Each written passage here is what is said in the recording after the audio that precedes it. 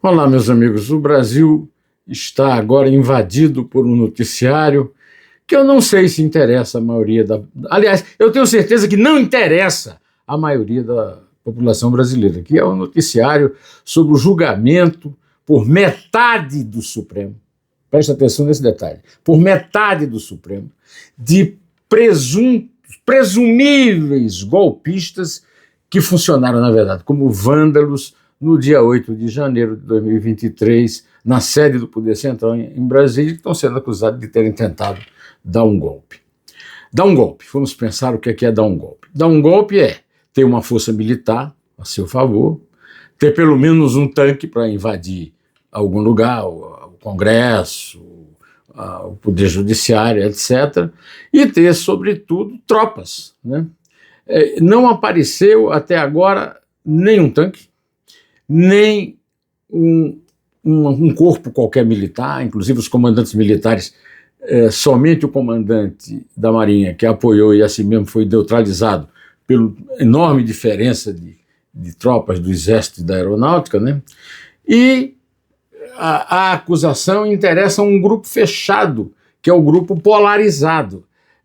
Antigamente, na ditadura de 64, a direita tomou o poder, não foram só os militares, não, a direita, militares e civis.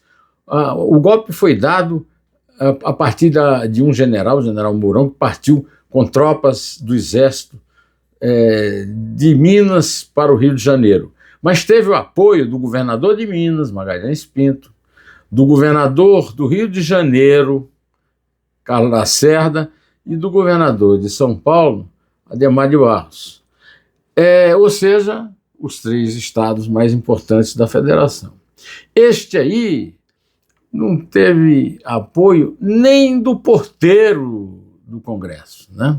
Então, é preciso pensar bem nisso. No entanto, o noticiário hoje, que dá a manchete o fato de que foi aceita a acusação da Procuradoria-Geral da República pedida por Alexandre de Moraes. Alexandre de Moraes é um juiz do Supremo que ele é vítima,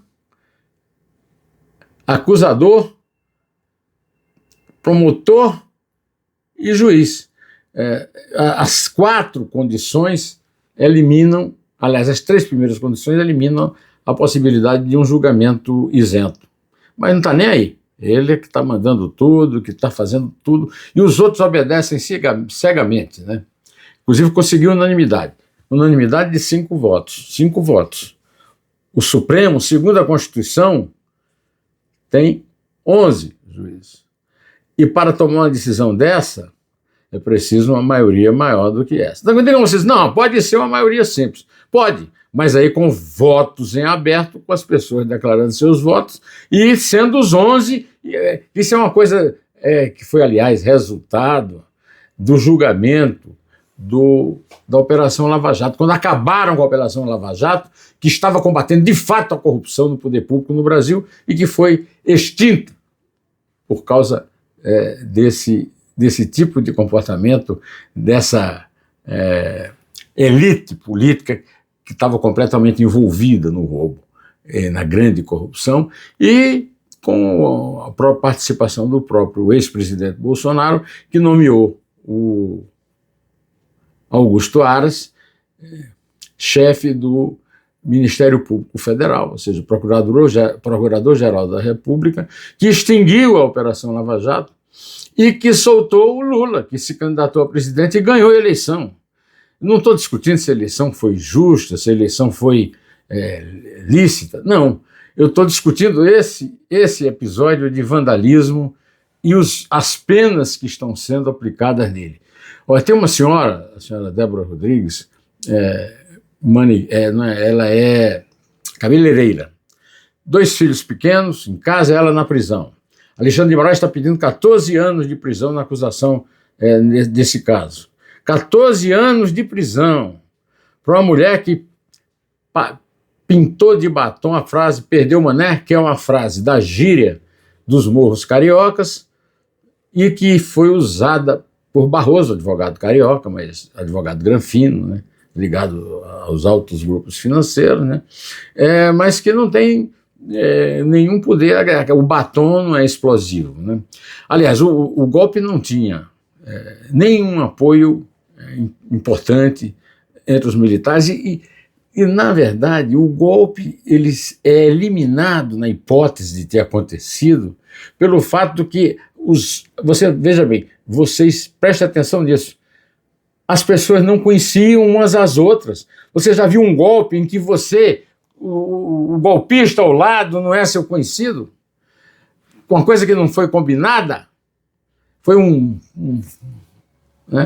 E outra coisa, desse golpe foram tirados personagens. Eu vou dar um exemplo aqui. No dia 8 de janeiro, onde estava o general Gonçalves Dias? O general Gonçalves Dias, nomeado pelo Lula para ser o chefe militar de Brasília, estava servindo água e ensinando caminhos aos ocupantes dos prédios do poder que quebraram o relógio e que fizeram muitos atos de vandalismo. Pois bem, essa senhora está condenada a 14 anos, ela é o melhor exemplo de absurdo, crueldade das penas que estão sendo aplicadas nesse julgamento. Agora, é um julgamento que está recebendo uma grande cobertura, mas que não atinge as coisas fundamentais do Brasil. Tem muito chefão do crime que está preso, mas tem muitos mais que estão soltos. O crime organizado assombra o país. Os brasileiros, o desemprego está caindo, mas tem brasileiro dormindo na calçada hoje. Hoje eu saí para comprar pão e encontrei brasileiros dormindo na calçada de minha rua. Pois é, esses brasileiros não estão envolvidos na grande sedução mágica das palavras difíceis dos discursos de suas excelências, que são discursos que não se apoiam em Constituição. A Constituição não está presente no documento de acusação que o Procurador-Geral da República, Paulo Gonet, mandou para o Supremo e que foi acolhido por menos da metade dos ministros do Supremo, porque é a primeira turma. A turma foi escolhida porque essa unanimidade estava garantida, mas os ministros são 11, e a Constituição prevê que as decisões do ministro são decisões coletivas. Tem lá monocráticas que os democratas querem acabar, não pode ter, mas tem também agora essa divisão por turma. É muito mais fácil você dominar uma turma ali de cupincha do que você atingir um universo maior que tem ministro nomeado por governos contrários à própria posição política do interessado, né? Pois bem, eu quero lhes dizer o seguinte, eu estou solidário com todos aqueles que vierem a ser condenados a penas cruéis. Não tem a crueldade da tortura da ditadura? Não tem. Penas que levam à morte, levou já. Um já morreu. Um desses que não tinham sido ainda condenados já morreu na papuda, tá certo? Pois é. Então eu quero dizer mais, só para concluir, o seguinte, é que a fome dos brasileiros não foi combatida de verdade. O desemprego ainda existe. Há uma crise econômica no mundo e o Brasil está incluído nela. E nada disso está sendo combatida pelos discursos maravilhosos de Carmen Lúcia, né, de Alexandre de Moraes, de Luiz Fux, que, aliás, teve uma posição de misericórdia em relação à mulher que está sendo pedida uma condenação de 14 anos pelo Alexandre de Moraes para ela. Mas eu vou ficando aqui dizendo a você o seguinte, pense que nós precisamos de uma Constituição que pelo menos o Supremo respeite, porque este Supremo só respeita o Código Penal brasileiro que foi feito a pedido, por mando de Getúlio Vargas, por José de Alcântara Machado, dois homens que nasceram no século XIX e estamos no século XXI. E para você, sobrevivente do século XXI, que eu dedico essas palavras na esperança de que elas lhe caiam fundo na alma, inclusive no seu senso de justiça e de piedade. Direto ao assunto, em té.